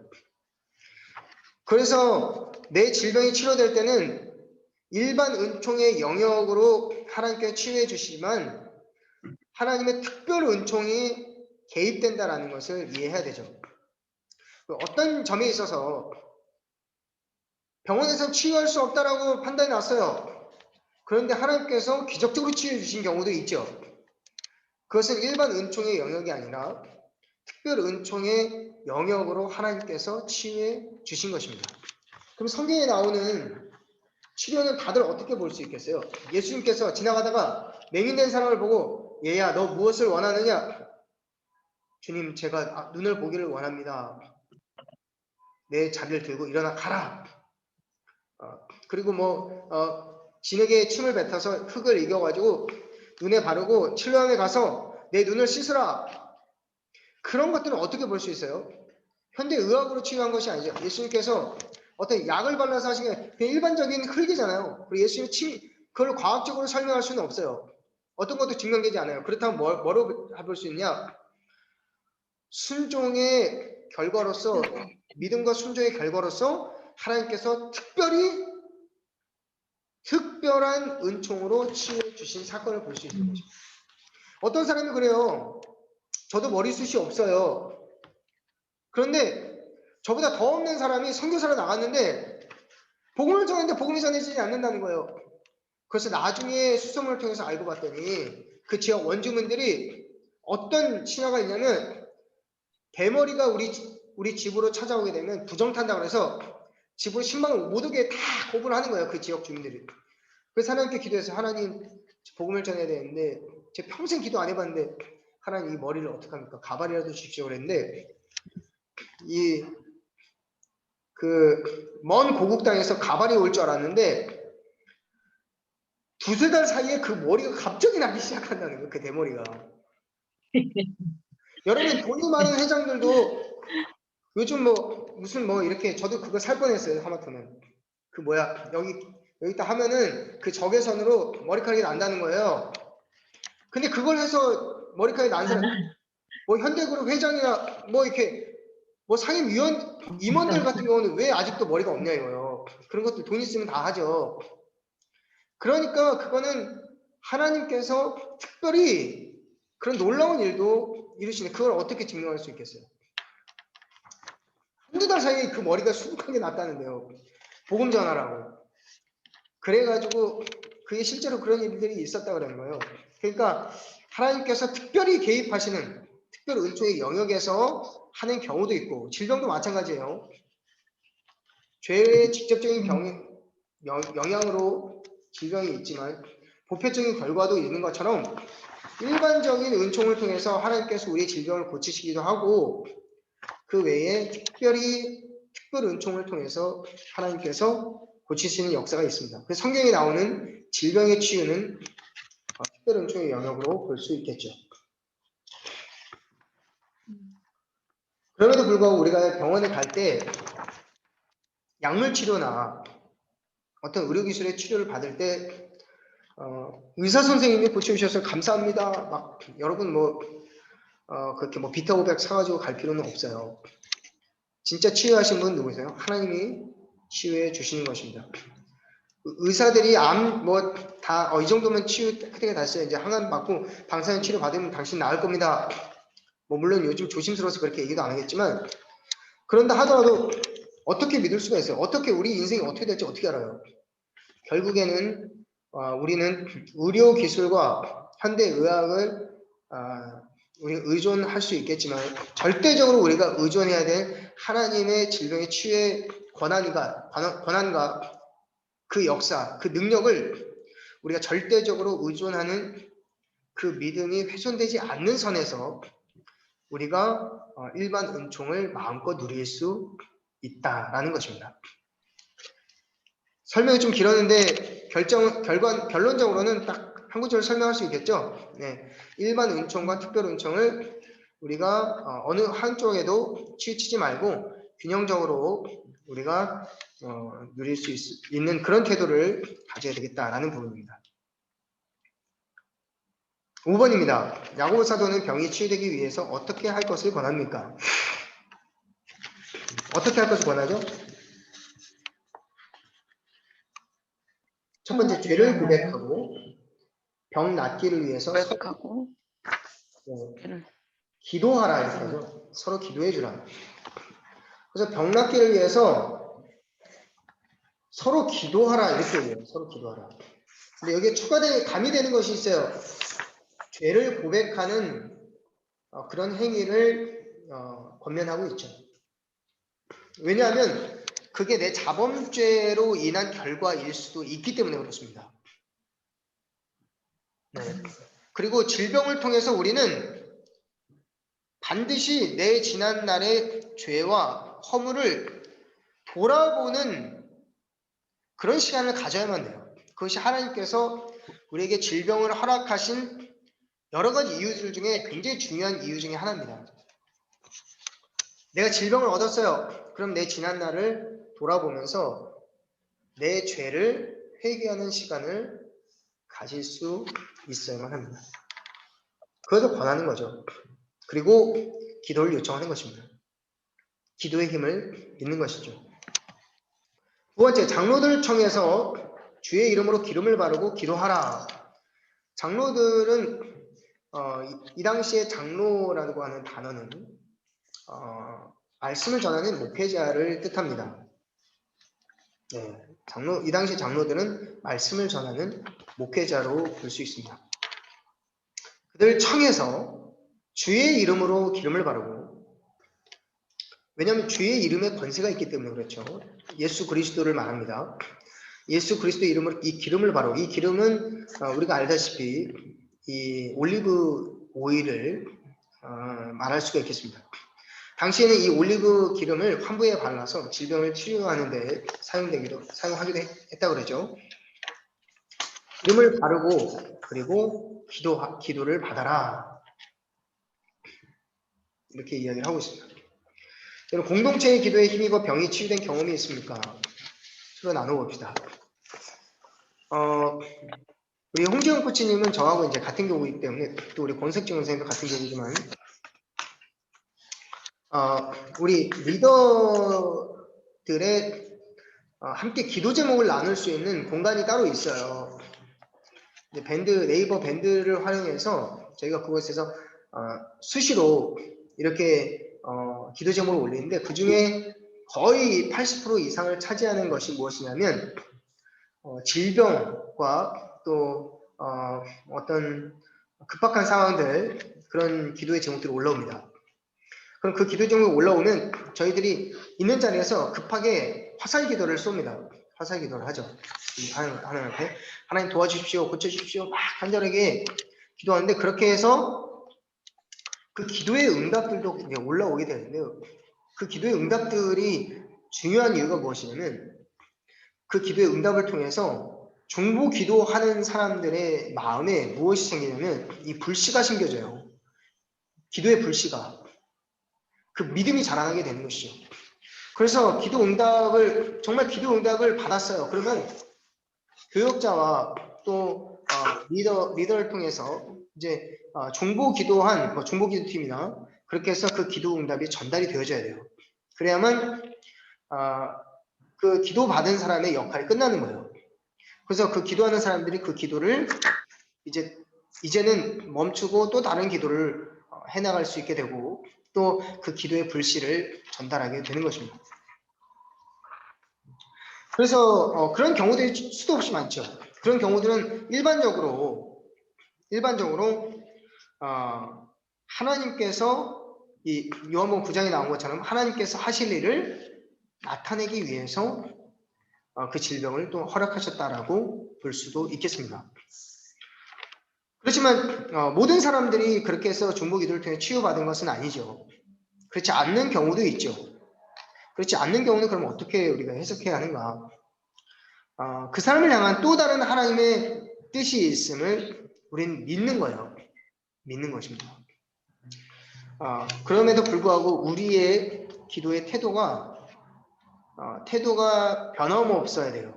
그것은 믿음의 기도. 오늘 뭐라고 나오죠? 믿음의 기도는 병든 자를 치유하리니, 그 믿음의 기도를 놓지 말아야 합니다. 중보기도자로서. 그리고 간절한 기도를 우리 하나님께서 들어주신다는 것입니다. 저는 어렸을 때는 비염이 없었어요. 그렇지만 더 큰 질병이 있었습니다. 그게 뭐냐면 이 축농증이에요. 축농증. 이 축농증이 어렸을 때 되게 심해가지고 학교에서도 막 초등학교 때 막 놀림도 받고 그랬어요. 콧물이 어떻게 나오냐면 정말 파스텔 컬러가 아니라 정말 센 노란 컬러의 그 농이 나왔어요. 이 코를 풀면. 그를 정말 환절기 때뿐만 아니라 뭐 겨울이나 어떨 때 봄, 여름 때도 막 그렇게 계속 나오니까 제가 수술을 받으러 갔는데 병원에서 정직한 의사였나 봐요. 수술 받지 말라고 그러더라고요. 왜 그랬더니 이 아들은 축농증이 만성이기 때문에 수술 받아도 100% 재발합니다. 이거 장담할 수 있습니다. 흉터만 남고 오히려 안 좋아질 수 있으니까 그냥 이렇게 살아야 됩니다. 이렇게 하더라고요. 저는 그때 저도 낙심이 많이 됐어요. 어린 마음에. 저희 어머니도 그래서 저희 어머니랑 집에 와서 우리 기도하자. 하나님께서 고쳐주실 거야. 그래 기도했는데 정말 놀랍게 그 축농증이 깨끗이 나왔어요. 그때. 그게 제가 초등학교 때 경험했던 치유의 역사였어요. 처음 제가 정말 직접적으로 경험했던.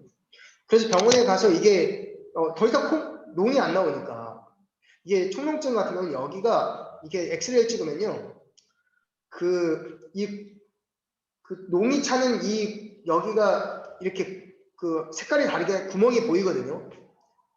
그게 여기 텅 비어 있어요. 거기를 채워야 되는 건데 그게 보이는데 그게 엑스레이를 찍었는데 거기에 다 막혀 있는 거예요. 그래서 병원에서도 굉장히 이례적이었고 이런 경우를 못 봤다고 하더라고요. 수술도 안 받았는데. 그래서 수술할 흉터도 없고 제가 그러니까 병원에서도 축농증이 깨끗이 나왔습니다. 이렇게 얘기를 하더라고요. 제가 그런 경험을 하고 나서 제 어머니께서 저한테 그러더라고요. 하나님께서 고쳐주셨다. 괜찮아. 하나님께 영광 돌리자. 그래서 제가 그런 경험도 있었고요. 저는 그 후에도 20살 때까지 저를 통해서 하나님께서 하신 그 신유의 역사들도 여러 번 봤습니다. 그래서 그럴 때도 하나님께서 어떻게 정말 놀랍게 정말 그 의학적인 방법을 통해서만이 하나님 고치시지 않으시고 하나님께서는 하나님 자신이 고치실 수 있다라는 그런 믿음을 저에게 심어주셨던 경험들이었거든요. 그런 부분들을 여러분들도 분명히 있을 겁니다. 그래서 어떤 경우에 내가 그렇게 기도했는데 하나님이 왜 들으시지 않으셨을까? 그걸 통해서 내 믿음이 흔들리지 말아야 돼요. 바울이 손수건만 얹어도 질병이 떠나가고 악귀가 떠나가는 역사가 있었는데 자신의 질병을 놓고는 하나님 앞에 막 그렇게 기도했는데 3번을 기도했다는 것은 정말 간절히 끝까지 기도했다는 거예요. 끝까지 기도했는데 그 기도 응답되지 않은 것으로 인해서 그 바울의 믿음이 흔들리지 않았습니다.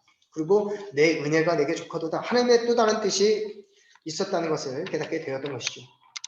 62페이지 빨리 보겠습니다. 아래 성경 말씀을 함께 읽고 다음 생각해 봅시다. 네, 제가 읽도록 하겠습니다. 그들이 여리고에서 떠나갈 때 큰 무리가 예수를 따르더라. 맹인 2사람이 길가에 앉았다가 예수께서 지나가신다 함을 듣고 소리질러 이르되 주여 우리를 불쌍히 여기소서 다윗의 자손이여 하니 우리가 꾸짖어 잠잠하라 하되 더욱 소리질러 이르되 주여 우리를 불쌍히 여기소서 다윗의 자손이여 하는지라. 예수께서 머물러 서서 그들을 불러 이르시되 너희에게 무엇을 하여 주기를 원하느냐 이르되 주여 우리가 우리의 눈 뜨기를 원하나이다. 예수께서 불쌍히 여기사 그들의 눈을 만지시니 곧 보게 되어 그들이 예수를 따르니라. 아멘. 제가 얘기를 하다가 또 급하게 이 진도를 빼려는 마음에 급하게 달려왔는데요. 결론적으로 제가 지금 약간 비염이 있는데 이건 축농증과는 전혀 다른 최근 몇 년 사이에 이제 또 발병한 질병입니다. 네. 이제 축농증이 재발한 건 아니고요. 이건 비염입니다. 네. 그렇게 이해하시면 돼요.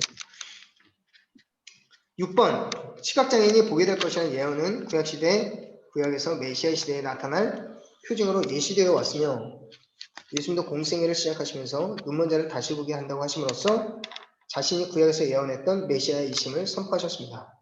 예수님 공생의 사역 중 여러 차례 시각장애인의 눈을 뜨게 하신 치유의 기적을 행하심으로써 스스로 메시아이심을 증거하셨습니다. 또한 그 기적은 예수님이 세상에 비치심을 나타내는 표적이었습니다.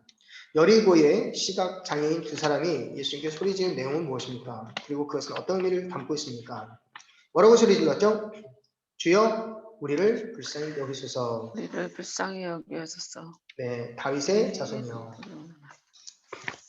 여기서 주라고 하는 단어는 이 다윗의 자손 메시아로 오셨음을 그들의 믿음으로 고백한 표현입니다. 그래서 그들의 이 짧은 기도는 우리에게 두 가지를 시사하고 있어요. 우리의 기도 안에는 반드시 이 믿음의 고백이 들어가야 하고 그리고 간구의 내용이 들어가야 한다는 거예요. 고백과 간구 이 두 가지의 내용이 포함되어 있어야 한다는 것이죠. 고백은 무엇이냐면 우리의 믿음의 고백, 주님의 사랑의 고백, 감사의 고백, 주님에 대한 우리의 관계적인 차원에서 우리가 고백하는 거죠. 하나님 오늘도 저를 사랑해 주시면 감사합니다. 제가 주님을 사랑합니다. 주님, 제가 주님을 굳게 믿습니다. 주님께서 이 땅에 메시아로 오신 믿습니다. 그런 고백의 기도들이 있는 거죠. 그 다음에 빼먹지 말아야 할 것은 또한 간구의 기도예요. 간구의 기도가 없으면 우리 기도의 응답이 구체적으로 하나님께로부터 왔다는 사실을 우리는 증명할 길이 없어요. 확인할 길이 없습니다. 나 스스로 우리 그것을 생각해 보지 못하고 하나님께 영광도 돌리지 못하고 그 시간을 넘어가 버릴 겁니다. 그래서 이 사람이 뭐라고 얘기했냐? 주여 우리를 불쌍히 여기소서. 이건 간구의 기도의 내용이죠. 그 고백과 간구의 내용이 다 담겨져 있습니다. 그것에는 이들의 예수 그리스도를 향한 신앙의 고백이 담겨져 있는 것이죠. 그리고 여리고의 두 시각장애인에게 예수님은 어떻게 반응하셨습니까? 예수님이 그들에게 보이신 반응에 비추어 오늘날 장애가 있거나 병든 자를 대하는 자신의 태도를 돌이켜봅시다. 예수님은 어떻게 반응하셨죠? 머물러 서셨다. 그리고 그들을 불러 이르시되 너에게 무엇하여 주기를 원하느냐. 예수님 알고 계시죠? 그들이 뭘 원하는지 알고 계세요. 그렇지만 그 구체적인 그들의 간구의 내용이 좀 더 구체화되기를 원하셨어요. 주님 우리를 불쌍히 여기셔서 그러나서 더 말해보거라 이렇게 얘기한 거예요. 얘들아 더 말해보거라. 우리 주님께서 여러분들에게 여러분들 기도하실 때 얘야 더 말해보거라 이렇게 얘기하실 때가 있어요. 무엇 하여 주기를 원하느냐. 예수님께 이렇게 구체적으로 물어보신 것은 예수님의 자비와 사랑이 담겨져 있는 것이죠.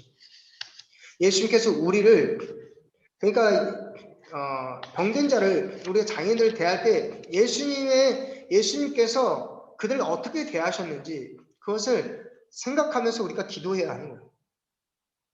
우리 기도 제목을 누구한테 받았어요. 기도해 주세요. 저도 그럴 때 기도할 때 한번 생각해 봅니다. 주님, 이 기도받는 이 사람을 주님께서 향한 주님의 마음은 어떠십니까? 주님께서 이 사람을 어떻게 바라보고 계십니까? 어떤 마음으로 이를 대하기를 원하십니까? 그 마음을 먼저 구하는 거예요. 우리가 병든 자를 장애가 있는 사람들을 취하는 태도를 가질 때 예수님의 그런 마음으로 대해야 하겠습니다. 불쌍히 여기는 마음이죠. 7번째, 두 시각장애인을 치유하시는 예수님의 심정은 어떠했을까요? 그 결과 그들은 어떻게 했어요? 불쌍히 여기셨죠. 그리고 그들은 그 결과 불쌍히 여기셨던 그 마음 때문에 그리고 예수님의 능력 때문에 예수님을 따르게 되었죠. 결과 예수님을 따르게 되었다. 이런 예수님의 치유 사역은 의료인과 환자의 관계 면에서 볼 때 어떤 교훈을 주고 있습니까? 여러분 어떤 교훈을 준다고 생각합니까? 저는 모르겠어요. 저희 어머니는 치아가 굉장히 강하세요. 근데 저희 아버지는 지금 틀니를 하고 계시거든요. 제가 어렸을 때부터 저희 아버님 치아가 안 좋으셨어요. 근데 저희 자녀들 중에 저희 어머니의 우성인자를 받은 자녀들이 있고 우리 아버지의 우성인자를 받은 자녀가 있는데 저는 안타깝게도 저희 아버지의 우성인자를 받았습니다. 치아가 굉장히 안 좋아요. 군대에서도 제 치아가 안 좋아가지고 이제 휴가 나와서 제가 10월 달에 휴가를 나왔거든요. 그래서 10월 달에도 수박이 있었어요. 그 수박을 너무 먹고 싶어서 집에서 어머니가 잘라준 수박을 먹는데 수박씨를 깨물었는데 제 치아가 반토막이 났어요. 왜 그런가 했더니 치아가 썩어가지고 그 치아가 수박씨를 못 이긴 거예요. 그래서 휴가 나와서 치과 치료를 받고 이제 들어갔는데 제가 어느 날은 치과 치료를 하도 자주 받으니까 어느 날은 이제 제가 송파구 거유동에 살 때인데 그때 제가 병원에 진료를 받으러 갔는데 이제 30분도 안 남은 거예요. 그래서 제가 이게 저 빨리 치료 좀 해주세요 그랬더니 그 병원 의사 선생님이 돈을 갖고 왔냐는 거예요. 다짜고짜. 그래서 제가 급한 마음에 제가 좀 어렵거든요. 돈을 안 갖고 왔다 그랬더니 그럼 내일 다시 오라는 거예요. 죄송한데 제가 치료를 받고 집에 가서 뭐 저도 순진한 마음에 너무 아프니까 집에 가서 계좌로 송금을 하겠습니다. 아니 어떻게 해서 제가 돈을 드리겠어요. 내일 다시 오라는 거예요. 그러고 나서 그 의사 선생님 다시 나오지 않고 대변인이 나오더라고요. 그 간호사 선생님이 나오시고 선생님 죄송합니다. 제가 오늘 진료는 끝났으니까 내일 오세요. 아직 진료 시간이 한 20분 정도 남았거든요. 제가 그때 사실 너무 속상했어요. 이게 참 제가 나이가 좀 어려서 그렇게 대우를 받았는지 정말 세상은 냉정하구나. 의사들이 환자들을 바라보는 그런 관점이 왜냐면 저도 이해는 가더라고요. 왜냐면 하루에도 정말 너무나도 많은 환자를 대하다 보면은 그럴 수 있겠다라는 생각을 나중에 갖게 됐어요. 그렇지만 제가 다시는 그 치과에 가지는 않았죠. 거의 단골이었거든요, 저는. 단골에서 분명히 제 얼굴도 알고 그 치과 기록도 있을 텐데 그 치료를 잘 해주셔가지고 갔는데 전 참 그런 속상함이 있었어요. 그래서 이런 부분들 의료인과 환자의 관계에 있어서 의사가 정말 아무런 감정 없이 환자를 대해서는 안 되겠구나. 치료하는 것이 단순히 그 치료 방법이나 약물을 통해서 치료하는 것이 아니라 치료하는 자, 이 의료진의 그 마음이 불쌍히 여기는 그런 마음들이 담겨져 있을 때 정말로 그의 치료가 효과적이겠구나 이런 생각을 해봤습니다. 예수님께서는 단순히 그의 능력으로만 치료한 것이 아니라 그의 성품으로 치료하셨잖아요. 그의 능력으로만 치료하신 게 아니라 그의 마음과 그의 감정을 담아서 치유하셨다. 그래서 그것이 바로 전인적인 치유 사역을 우리에게 보여주고 있습니다. 불쌍히 여기사 34절에 뭐라고 나왔죠? 예수께서 불쌍히 여기사 그들의 눈을 만지시니 곧 보게 되었다. 그래서 예수님의 긍휼과 자비의 마음으로 우리는 최선을 다해서 의료진은 치유해 줘야 한다. 저는 한번 분당서울대병원에 가서 한 의사 선생님이 겸손하면서도 되게 친절한 의사 선생님을 만나고 되게 감동을 많이 받았거든요. 물론 뭐 병원을 제가 이렇게 따지는 게 아니라 근데 제가 한번 아산병원에 갔는데 한번 그 의사 선생님이 처음부터 반말부터 하는 거예요. 그래서 제가 좀 기분이 묘하더라고요. 물론 이제 병원마다 그런 게 아니라 그 개개인의 그런데 제가 그러면서 참 의료진이 좀 친절했으면 좋겠다 그런 마음을 좀 가졌는데 그런 부분들 저도 마찬가지고 우리가 누군가를 대할 때 따뜻한 마음으로 사랑의 마음으로 안아주고 기도하고 위로해줄 때 그 사람의 마음이 치유되고 질병도 놀라운 역사가 일어나게 돼요. 우리가 하나님께서 고치시는 그 치유의 도구가 되는 거예요. 치유하시는 도구가 된다라는 부분 그것이 바로 저는 그리스도인의 사명감이라고 생각합니다. 그래서 우리 모두에게 있기를 바랍니다. 그리고 8번 그리스도인은 하나님으로부터 긍휼의 여김을 받은 자들입니다. 또한 병든 자를 돌보는 것은 예수님을 돌보는 것입니다. 이 말은 예수께서 이런 말씀하셨죠. 너희가 작은 자를 소인을 대하는 것이 곧 나를 대하는 것이다. 병든 자들의 긍휼의 여김을 돌보기 위해서 당신이 변화되고 노력해야 할 부분은 무엇이라고 생각합니다. 우리가 나보다 약한 자를 대할 때 진심을 담아서 대해야 되는데 그러려면 어떻게 되죠? 사회적 약자들을 대할 때 내 마음에 저는 여유가 있어야 된다고 생각해요. 시간적인 여유 그리고 뭐 여러 가지 여유들을 가지고 있는 게 좋죠.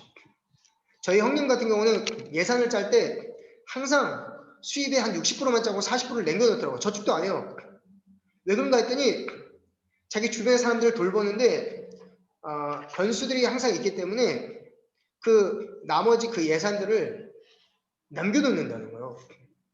저는 좀 이렇게 도전적인 욕구가 강하고 뭐 그러다 보니까 예산을 짤 때 한 80% 90%까지 짜요. 거의 다 짜요. 그러니까 에너지가 없으니까 그런 부분에서 여유가 없더라고요. 그러니까 그것이 바로 그런 여유, 시간적인 여유도 그렇게 짜더라고요. 그래서 너무 조급하게 그 스케줄을 짜지 않는 거예요. 다급하게. 시간적인 에너지를 다 남겨놓고, 왜냐하면 주변 사람들을 챙기기 위해서. 저희 형이 첫째다 보니까 그런 것도 있고, 저는 막내다 보니까 좀 그런 것도 있는데, 제가 그런 것들을 보면서 여유가 있어. 내가 여유를 만들어놔야 누군가를 대할 때 마음의 여유도 그래요. 기도도 급하게 막 하는 것이 아니라 기도의 시간도 다 적절하게 분배해서 내가 또 예측 불허의 그런 기도에 누군가를 마음을 담아서 기도할 수 있는 마음의 여유도 있어야 되겠다. 이제 그런 생각도 가져봤습니다. 여러분들이 변화되고 노력해야 될 부분은 어떤 것인지 한번 적어보시기 바랍니다. 생각해 보시기 바랍니다. 제가 조금 급하게 달려왔습니다. 이제 시간을 좀 맞추기 위해서 좀 달려왔는데 좀 이해해 주시고요. 우리 오늘 이 요약 부분을 우리 돌아가면서 읽고 오늘 수업은 또 여기까지 하고요. 뒤에 있는 부분은 읽고 토론하기 부분은 조금 더 우리가 조금 여러분이 충분히 읽어보세요. 읽어보시고 제가 이런 부분들은 또 전문가들 좀 특별히 초빙해서 여러분들과 함께 즐거운 시간 공유할 수 있도록 저 역시 그런 식으로 공유할 수 있도록 하겠습니다. 자, 우리 64페이지 우리 아까는 우리 어디서 끝났죠? 우리 권석진 권사님부터 읽어주시고 권석진 권사님 그리고 하진순 전도사님, 최선현 집사님, 홍재현 집사님 이렇게 순으로 제 한 달락씩 읽어주시고 마치도록 하겠습니다. 성경에는 공동체나 개인이 하나님께 불순종하거나 범죄할 때 질병을 허락하시는 사례가 여러 차례 나옵니다. 그렇다고 해서 성경은 질병이 전적으로 죄 때문이라고 말하지는 않습니다. 예수님도 죄가 질병과 관련될 수 있음을 지적하셨지만 죄와 상관없이 하나님이 하시는 일을 나타내기 위한 경우도 있다고 하셨습니다. 성경은 모든 질병의 원인을 밝히기 위해 기술된 책이 아닙니다. 질병은 하나님의 섭리로 생기는 경우도 있지만 원인 불명인 경우가 많아서 쉽게 단정 지을 수 없는 문제입니다. 물론 유전적 소인이나 건강에 유의한 환경과 무절제한 생활 습관으로 인한 경우도 많습니다. 병들었을 때 그것을 꼭 자신의 죄로 인한 하나님의 징계라고 받아들일 필요는 없지만 그리스도인이 먼저 하나님 앞에서 영적인 삶과 생활 습관에 대해 돌아보고 회개하며 자신의 삶과 생활 환경에서 개선할 점이 없는지 살펴보는 것은 지혜로운 태도입니다. 현대의학도 하나님의 창조 질서 안에서 이루어지는 일반 은총에 속한 것으로서 하나님은 의사와 약을 통해 병을 낫게 하시기도 합니다. 그러므로 네, 뭐 양보하세요 한 분이. 네, 한 분이 양보하시죠. 그러므로 그리스도인은 성령님의 치유 능력을 의지하면서 간구해야 할 뿐만 아니라 좋은 의사를 만나 적절한 치료를 받아야 합니다. 또한 생명과 건강이 하나님의 선물임을 깨닫고 공동체의 기도 지원을 받아 질병을 이겨나갈 필요가 있습니다. 이로 말미암아 질병으로 고통당하는 다른 지체들을 돌아보고 주위 사람들과의 관계를 개선할 뿐만 아니라 잘못된 생활 습관과 건강에 해로운 환경을 바꾸는 등 영적, 육체적, 사회적, 환경적 영역에서 총체적 건강을 의미하는 전인 건강을 추구해야 합니다. 예수님은 공생의 사역 중 수차례 시각장애인의 눈을 뜨게 하신 치유의 기적을 행하심으로써 스스로 메시아이심을 증거하셨습니다. 또한 그 기적은 예수님이 세상의 빛이심을 나타내는 표적이었습니다.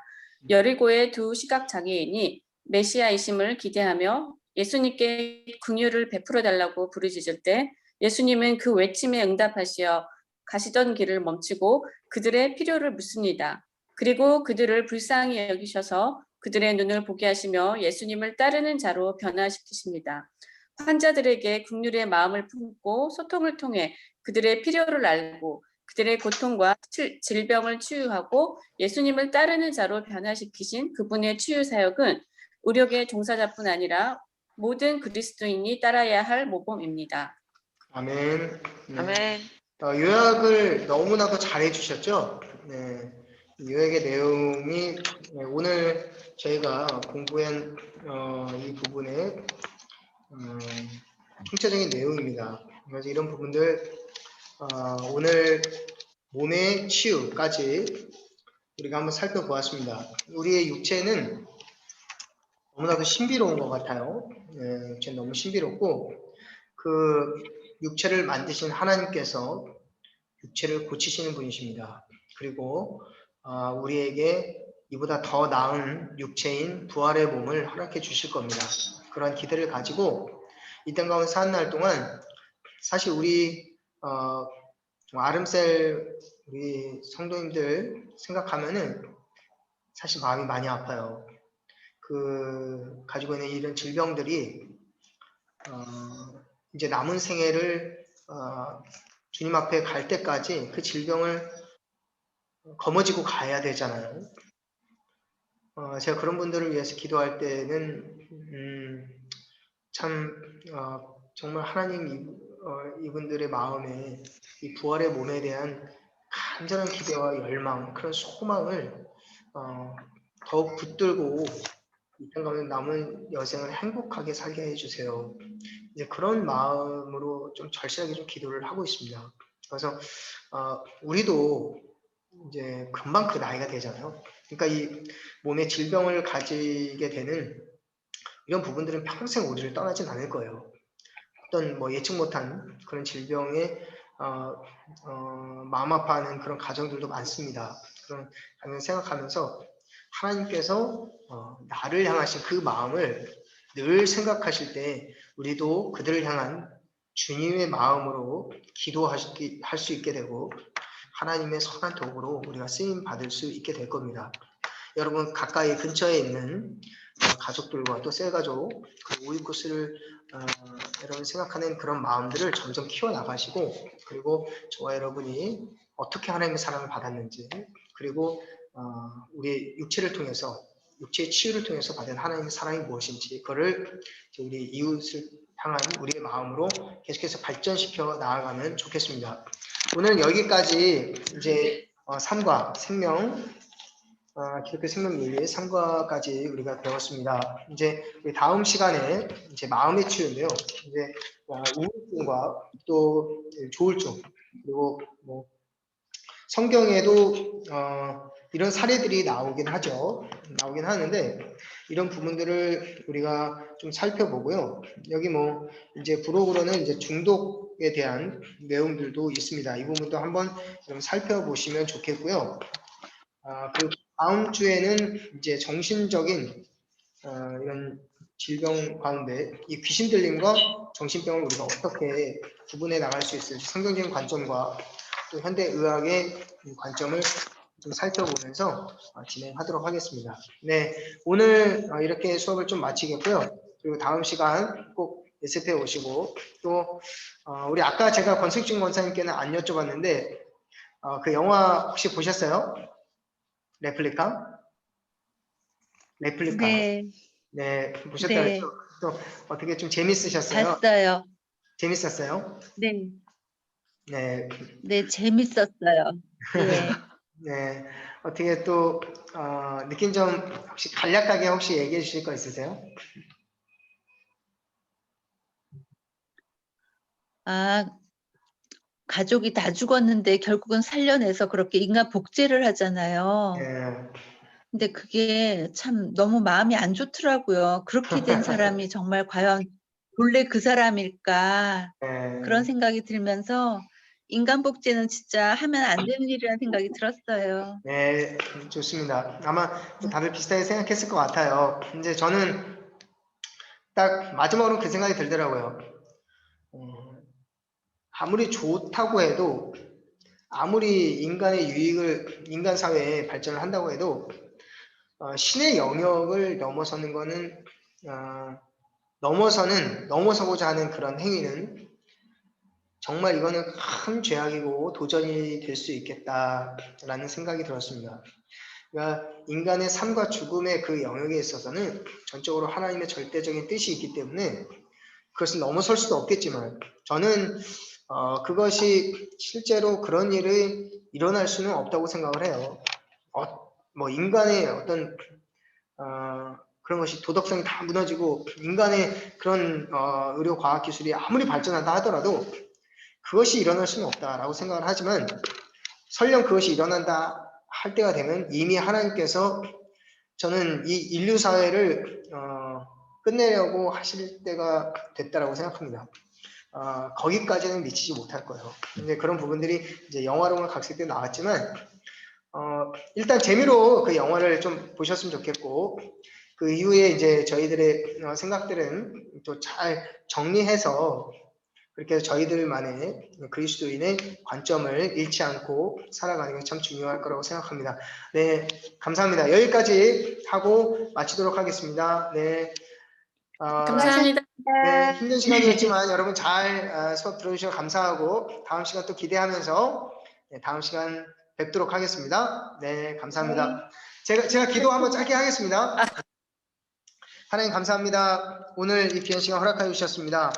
주님, 육체의 치유를 통해서 하나님께서 우리 인류를 향한 그리고 나 한 사람을 위한 예수 그리스도의 그 마음이 어떠하셨는지 그가 채찍의 맞음으로 우리가 나음을 입었다 하신 그 말씀을 생각하면서 인류 사회가 지금은 계속해서 정말 무분별한 발전과 또 개발과 또 편리성을 위해서 세상은 돌아가고 있지만 하나님 주님께서 원하시는 그 마음을 우리가 생각하면서 인간 생명윤리, 기독교 생명윤리에 대해서 우리가 더 깊이 생각하고 이 사회에 정말 의식이 깨어있는 그런 사회가 되어갈 수 있도록 많은 그리스도인들을 그 곳곳에 심어 주시옵소서. 다음 시간 저희들 기대하면서 만날 때까지 저희 건강지켜 주시고 제 삶 가운데 늘 주님께서 주신 그 승리의 기쁨을 맛보며 살아갈 수 있도록 인도하여 주시옵소서. 예수 그리스도 이름으로 기도하옵나이다. 아멘. 아멘. 수고하셨습니다. 네, 사랑하고 수고하셨습니다. 축복합니다. 네, 사랑합니다. 안녕히 가세요. 네. 네, 권사님 들어가세요. 네, 감사합니다. 네, 권사님 축복합니다.